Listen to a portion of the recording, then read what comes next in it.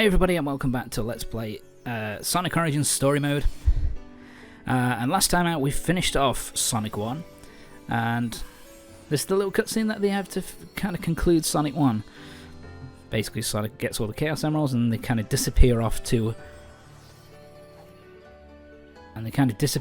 a new island. So it's time for us to head off. So now we're moving on to Sonic CD. Which, I have mixed feelings about this game, but let's move on. So, this cutscene here with Amy,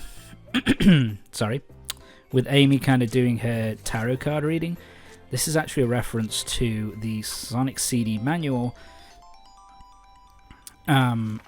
which basically said the story that the reason why Amy was in this place to start off with was because she was told to come here by the tarot cards because she'd meet her one true hero.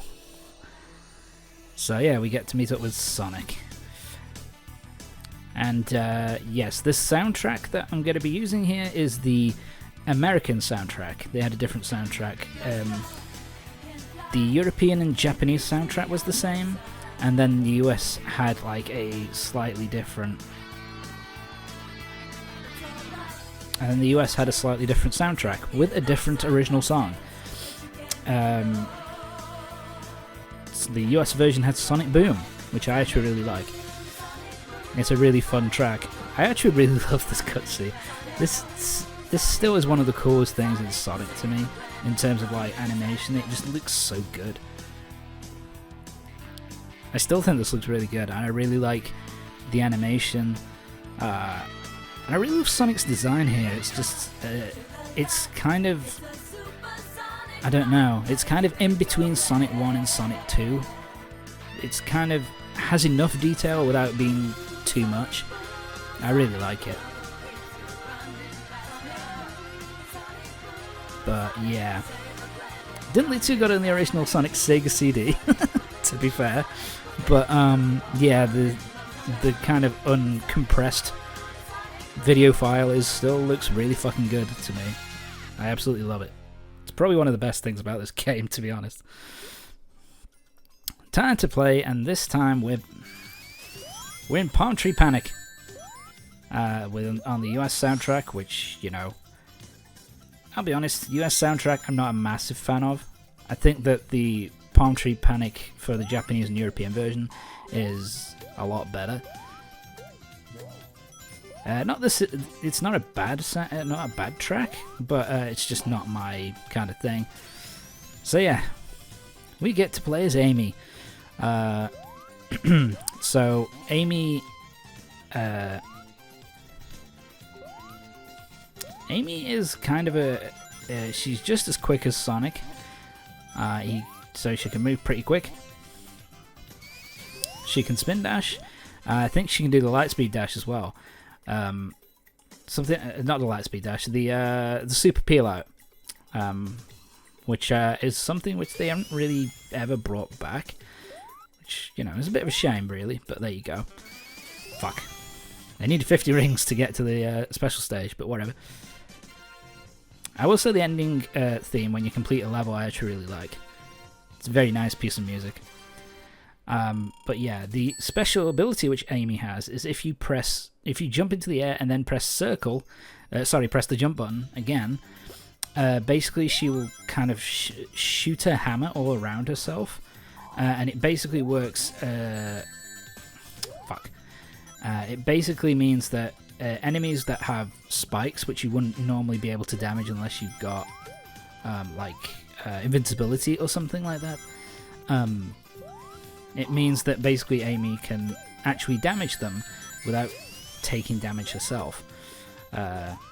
So yeah, Amy's good for boss fights mainly, because she can get extra hits in, because you can just press the A button, you know, the jump button in midair, and you can cause some pretty good damage. So yeah, we're in Palm Tree Panic. It's kind of similar in terms of, like, it's like a Sonic 1 level, basically. It's basically like Green Hill Zone, but it has a bit more of a, I suppose, like a tropical beach aesthetic to it as well. So it has like these tropical beach kind of feel to it. So it has palm trees instead of like the standard trees that we get in Green Hill Zone and stuff like that. Where am I going? Anyway, so yeah, this leads us to the gimmick of Sonic CD. There are signs that you can hit, past and future. If you hit a past sign and then go super fast for an extended period of time, you travel backwards in time. When you get into the past version of the stage, you're then supposed to hit one of those things. Those are robot generators. That's a robot generator. Oh, you can also kill these things as well. But the robot generator is your main thing, and that basically kills all enemies within the stage. And basically creates a good future for that act. You basically have to do that for every one of the 2 acts in each zone, and that means you unlock the good ending. Now, if you don't do that and you don't unlock all the good endings, get the robot generators in every level, you've got the special stages. Now, these are interesting because it's kind of, your character basically running through, a completely 3D kind of open zone kind of thing. Where basically you have to destroy these UFOs. Why UFOs? I don't really fucking know. It's a thing. Ow, my face. Basically the timer goes down whenever you take damage. That knocks your time down, and if you go into the water around here, then that will also cut your time down faster. The way that you increase, the way that you add more time is that basically as the time drops down, basically these blue bright blue flying saucers will appear, and they will give you an extra 30 seconds. But destroy all of the flying saucers in the special stage, and you get one of the time stones. Get all 6 time stones, you automatically unlock the best ending for every single zone. Nice and easy. It also affects the boss level. So, for example, if you get the good ending in Sonic, in Palm Tree Panic, in both acts, then what will happen is that basically this will be like all bright and happy, and there'll be no mechanical stuff, and it will just be a bunch of animals kind of playing, jumping around playing. Yeah, that boss is fucking pathetic.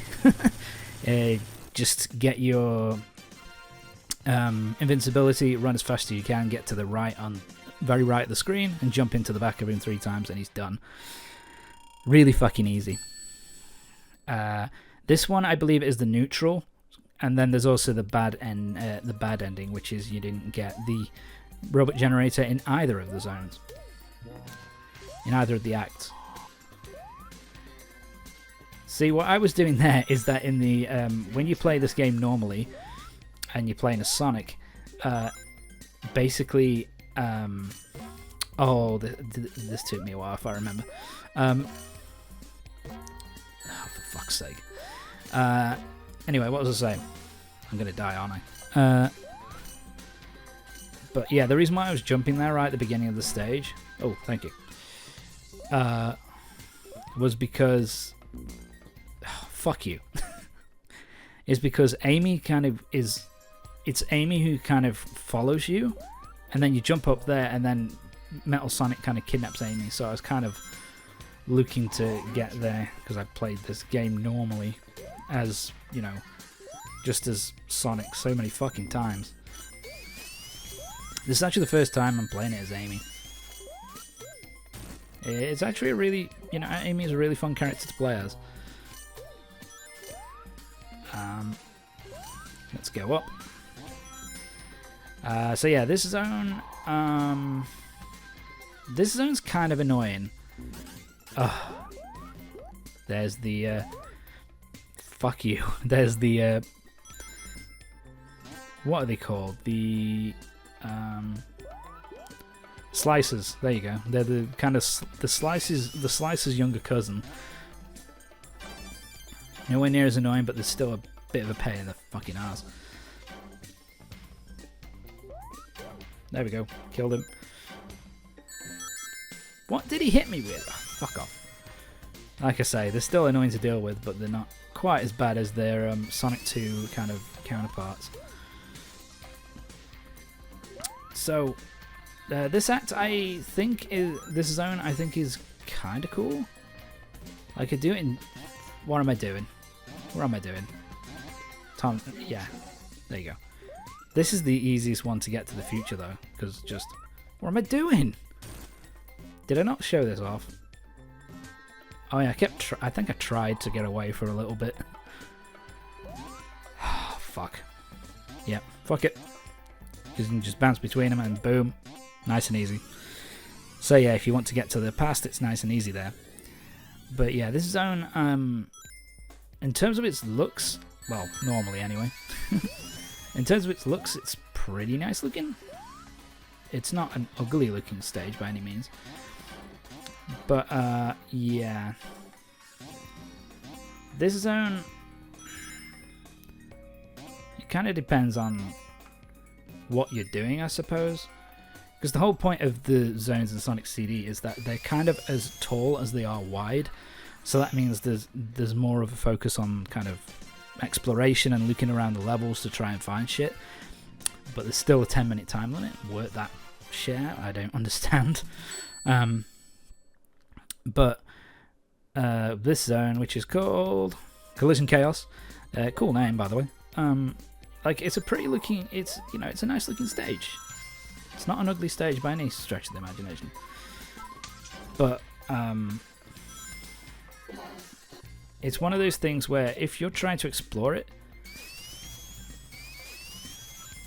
it's one of the most annoying.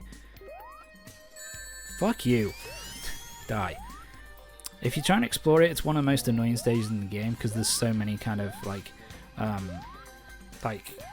pinball kind of arms and bumpers and different types of bumpers for you to deal with, and the enemies are kind of annoying. Fuck. But God, this is not going well. But you know, like, there's a ton of good stage. You know, the stage itself looks pretty, but my God, it's fuck you. It's so annoying to. I need checkpoint. Fuck. Yeah, but the point is that it's fun if you know, it's all right to just kind of speed through, but when you're trying to do everything. You know, trying to complete the... I hate that. Oh, I hate it. I hate it. Yeah, the physics can be kind of wonky at certain points as well. But, yeah, it's kind of a weird one. It's kind of in between Sonic 1 and Sonic 3. Where, you know, Sonic 3 had these big open stages. But Sonic 3 also gave you much more interesting platforming and actually allowed you to go super fast in most of the stages. Here, you just really can't do that. Something else which is worth mentioning as well in terms of this game. If you just beating it, going, you know, beating all the levels, going through it, not bothering with the special stages or the robot generators, this game goes by super fucking fast. It's just slightly longer than Sonic 1 in that regard, but you know, not that that's a problem, I suppose, but there you go. So Now we got this. This boss sucks ass. And I get to hear talk about the. We've got the boss music, which is creepy. It's probably the American boss music is probably the creepiest in the whole series to me. So yeah, basically the whole point with this boss level is you just have to reach the top. Use the bumpers, the pinwheel, the pinball kind of levers to reach the top. The problem is you're using pinball physics because you're not. It's not like in the Sonic 2, because in Sonic 2 they changed it a little bit. Oh, fuck you. Where in Sonic 2, when you don't stand on the pinball levers like you do in this game, instead you are constantly in a ball, so it makes it a lot easier to get up there and use them. Yeah, it's like a thing of they're asking you to be precise and to precisely kind of shoot yourself up in one direction to the top, and yeah, it just does not work.